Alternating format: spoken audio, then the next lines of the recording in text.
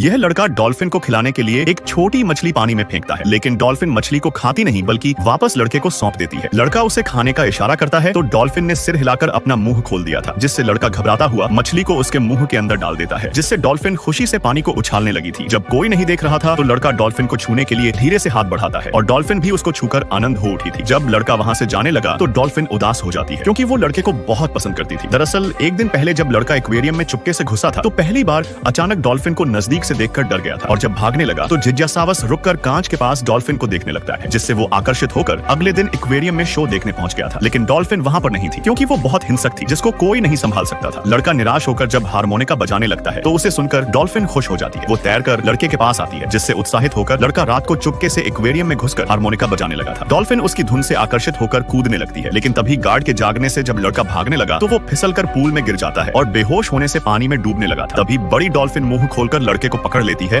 और उसे लेकर किनारे पर आ गई थी। ठीक उसी समय लड़का होश में आ चुका था। उसने कभी नहीं सोचा था कि एक भयानक डॉल्फिन ने उसकी जान बचाई है, जिसका उपकार चुकाने के लिए लड़का कुछ नमकीन मछलियां खरीदता है ताकि वो डॉल्फिन को एक अच्छा खाना खिला सके। लेकिन डॉल्फिन उन्हें खाने के बजाय वापस लड़के के पास लेकर आ गई थी और एक्टिंग करके लड़के से उसे खिलाने को कह रही थी। लड़का डॉल्फिन की तरफ जब जीभ निकालता है तो डॉल्फिन भी उसकी नकल करने लग जाती है। यह देख बगल में खड़ी अटेंडेंट महिला भी उसे मछली खिलाने की कोशिश करना चाहती थी, लेकिन डॉल्फिन महिला को देखते ही उससे दूर भाग जाती है। डॉल्फिन केवल लड़के का ही कहना मानती थी। कुछ ही दिनों में दोनों में गहरी दोस्ती हो जाती है। यह देखकर लालची मालिक को बहुत खुशी होती है। उसने एक डॉल्फिन शो का आयोजन किया ताकि उसकी कमाई हो सके। डॉल्फिन शो को देखने के लिए कई सारे बच्चे कांच के पास आते हैं और लगातार कांच पर थपथपाने लगे थे, जिसकी आवाज से डॉल्फिन बहुत परेशान हो गई थी। लड़का उसे शो के लिए तैयार करता है, लेकिन डॉल्फिन ने सिर हिलाकर मना कर दिया था। बच्चों के कांच पर लगातार थपथपाने की आवाज से डॉल्फिन बेकाबू हो जाती है और तंग आकर जोर से कांच को तोड़ना शुरू कर देती है, जिससे सारे बच्चे चीख चाह कर वहां से भाग निकले थे। यहाँ तक कि दर्शक भी भाग गए थे और टिकट रिफंड कराने लगे थे, जिससे मालिक का बहुत बड़ा नुकसान हो जाता है और खुद ही डॉल्फिन को मारने का फैसला कर लेता है ताकि उसके मांस को बेचकर पैसे कमा सके। डॉल्फिन की जान खतरे में देख लड़का उसको बचाकर